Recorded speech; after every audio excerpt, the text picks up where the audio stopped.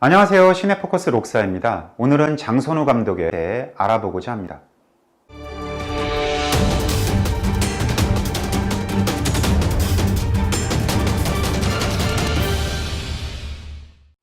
장선우 감독은 코리안 뉴 웨이브 작가군 중 가장 논쟁적인 감독이라고 할 수 있습니다. 그는 파란만장한 필모그래피가 쌓여가는 동안 한편으로는 한국 영화를 이끌어갈 천재 감독이라는 찬사를 받았지만 또 다른 한편으로는 한국 영화계의 이단아라는 적지 않은 비난을 동시에 받았던 감독입니다. 장선우 감독은 리얼리즘 미학을 통해 사회, 윤리적인 억압에서 벗어나 자유를 추구하는 주제를 다양한 작품에서 선보입니다. 때로는 한국 자본주의의 병폐 및 굴곡진 역사를 다루기도 하고 섹슈얼리티 문제 같은 사회의 민감한 문제를 제시하기도 합니다. 화엄경은 1980년대의 치열했던 진영 논리로부터 한 걸음 물러나 철학적인 반성과 변증법적인 사유로 만든 장선우식 불교에 관한 영화입니다. 종교의 중생구제의 실천을 영화적으로 구현한 수작이라는 평가를 받은 화엄경은 해외 평단에서도 상당한 관심을 받으며 1994년 베를린 영화제 알프레드 바우어상을 수상하기도 했습니다. 1997년에 개봉한 나쁜 영화는 도시의 주변부로 내몰려 주류 사회로부터 소외당하는 길거리 양아치들의 비참하고 우울한 삶을 사실적으로 그려낸 문제작입니다. 나쁜 영화는 캐스팅 단계에서부터 파격적이었는데요. 몇몇 주연급 배우를 제외하고 대부분의 극중 양아치 역할을 맡은 배우들을 실제 길거리에서 캐스팅하거나 실제 폭주족을 데려다 썼다고 하죠. 거짓말은 장선우 감독의 영화 중 가장 논쟁적이고 정치적이며 도발적인 문제작입니다.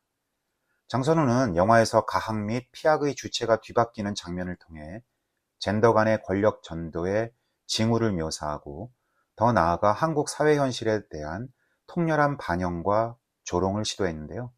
당시 거짓말이 한국 영화계와 대중문화에 미친 영향은 실로 엄청났습니다.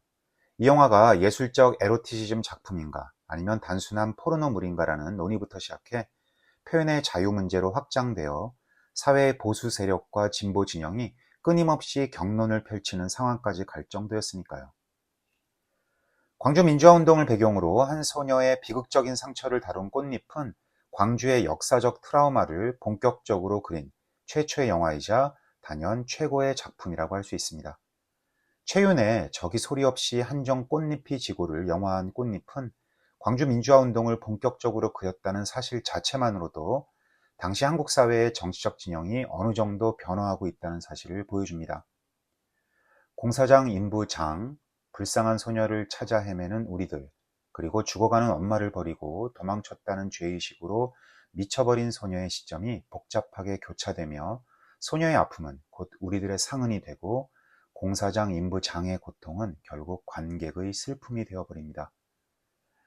영화의 이런 심리적 공감대는 당시 지식인들과 광주에 있지 않았던 살아남은 자들의 역사적 부채감을 드러내는 장치라고 할 수 있습니다. 2000년 개봉한 성냥팔이 소녀의 재림은 장선우 감독의 마지막 연출 작품이 되고 마는데요. 이 영화 한편으로 충무로는 엄청난 타격을 받게 됩니다. 당시 영화 사상 최고 제작비인 110억 원이 투입되었지만 흥행에서 참패를 기록하게 되면서 제작사와 배급사가 폐업되거나 상장 폐지되는 초유의 사태가 벌어지고 만 거죠. 물론 보는 이에 따라서는 장선우 감독의 작품 세계를 옹호하는 진영도 있긴 하지만 대부분의 평단과 관객은 지나치게 엉성한 스토리라인과 현저하게 떨어지는 영화 전체의 완성도에 혹평을 보냈습니다. 오늘 우리가 알아볼 우묵뱀이의 사랑은 장선우 감독의 두 번째 작품으로서 1990년대 한국 영화의 르네상스 시대의 서막을 예고하는 작품으로 평가받습니다.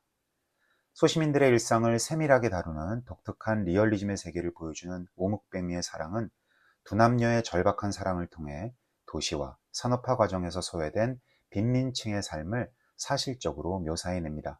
이전 작품인 서울예수, 성공시대를 통해 우화적, 표현주의적 미학을 실험했던 장선우 감독은 관객과의 소통에 실패하면서 새로운 미학에 대한 한계를 경험하게 됩니다.